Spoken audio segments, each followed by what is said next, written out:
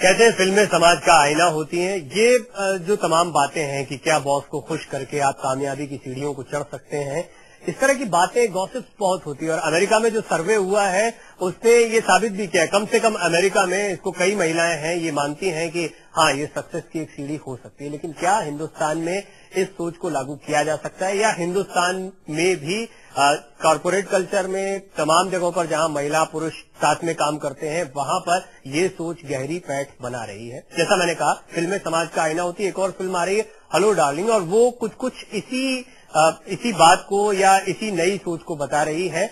और इसी पूरे मसले पर इस फिल्म के लीड कैरेक्टर जावेद जाफरी ने हमारे खास कार्यक्रम इंडिया प्राइम में हमसे खास बातचीत की थी। तो उस बातचीत के कुछ अंश आपको सुनवाते हैं। जावेद जो कुछ कह रहे हैं उसे सुनिए, खुद इंडस्ट्री के हैं और इस फिल्म को किस तरह से असल जिंदगी से प्रभावित होकर बनाया गया वो उनकी जुबानी सुनिए। ये जो कहानी है खास तौर पर हेलो डार्लिंग, इसमें है तो सेंट्रल कैरेक्टर लेकिन नेगेटिव कैरेक्टर है जो आप कहेंगे। और एक कहानी की अहमियत भी ये है कि आइडेंटिफिकेशन बहुत है, क्योंकि आजकल ज्यादातर हम केसेस पढ़ भी रहे हैं, औरतें सामने आ रही हैं जो सेक्सुअल हैरेसमेंट होता है ऑफिस में। इस टॉपिक को डील किया है इस कहानी में, और लेकिन एक बड़ी मजाहिया अंदाज में, लेकिन सीरियसनेस अंडर करंट डेफिनेटली है।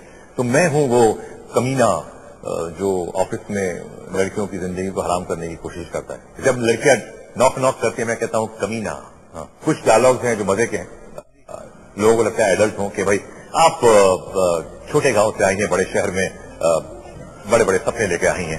तो एक बात तो आपको शायद मालूम होगी कि सपने देखने के लिए पहले सोना पड़ता है।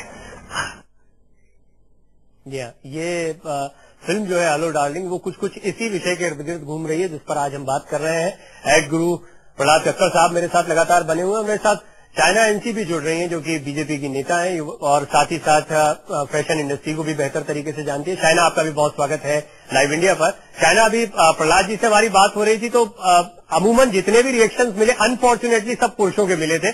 अभी एक आपका रिएक्शन मिलने वाला है कि कोई महिला भी इस विषय पर कुछ बोल रही है। चाइना, आपको क्या लगता है, क्या सेक्स सक्सेस की सीढ़ी हो सकता है, या आजकल आपको लग रहा है कि जैसे जैसे कंपटीशन बढ़ रहा है ये सोच हिंदुस्तान में भी अपनी पैठ जमा रही है?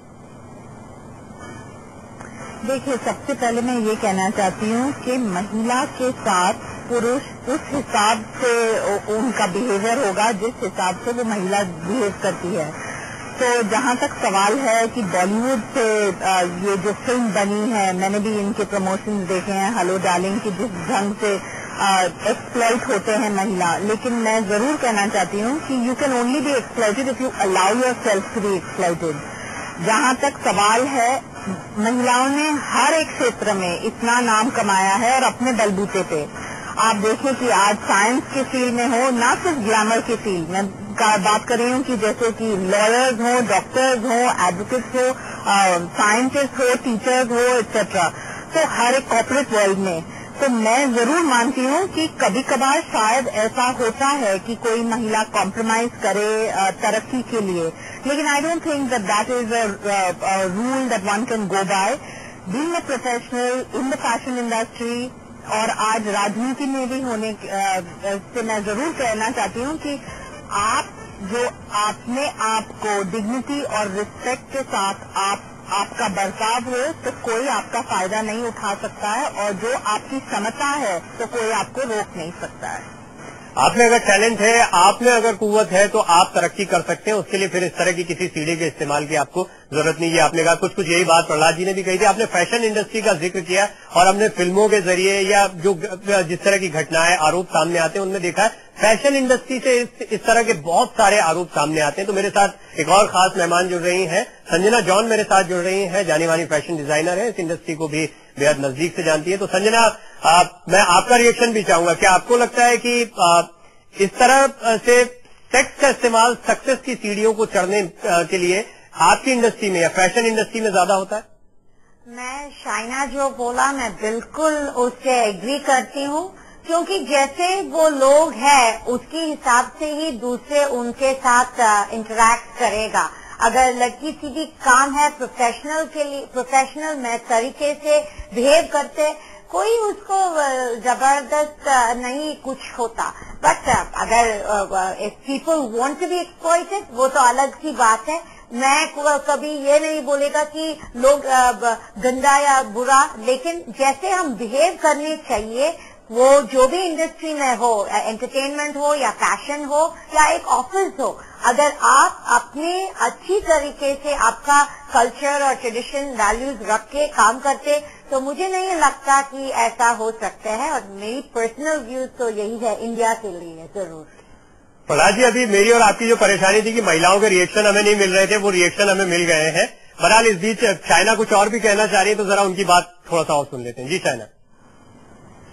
कभी कभार ऐसा होता है कि मेल जो है, पुरुष जो है, वो बहुत इनसिक्योर होते हैं। जब एक महिला की तरक्की हो, आज राजनीति में हो, कॉर्पोरेट वर्ल्ड में हो, तो फिर उनको लगता है कि उनकी जगह जा रही है और उनका जो गद्दू है वो जा रहा है। तो I think there is a certain question, आपको ये सवाल पुरुष को भी करना चाहिए कि आप क्यों महिलाओं को एक्सप्लॉइट करते हैं और क्यों लालचन करते हैं कि ये किसी की बेटी है। तो मेरे साथ बैठे हुए प्रहलाद जी, मुझे लगता है वो उनसे ये सवाल कर लेते हैं। नहीं, मैंने पहले ही बोला है कि ये जो जब औरतें तरक्की करती हैं, उनकी हिंदुस्तान में क्या है कि औरतों के प्रोफेशनल एरिया में एक ग्लास सीलिंग है, तो उसके ऊपर जाना बहुत मुश्किल हो जाता है उनके लिए। और जब वो ग्लास सीलिंग को तोड़ के निकल जाती हैं ऊपर, तो जो पुरुष होते हैं वो जरा बैठे रहते हैं, कहते हैं और कुछ कमेंट तो कर नहीं सकते कि ये मेरे से अच्छी है। ये तो यकीन नहीं आता उनको कि एक महिला उनसे अच्छे हो सकती है, तो कहते हैं कि नहीं, she sleeping with the boss. तो ये बहुत आसान सा एक मुद्दा खड़ा कर देते हैं कि she must be sleeping with the boss. तो एक वो छींट उछाली ऐसे, तो 50 लोग उधर खड़े हो गए कहने के लिए हाँ यही है सही बात। वो इतनी होशियार तो है नहीं वो।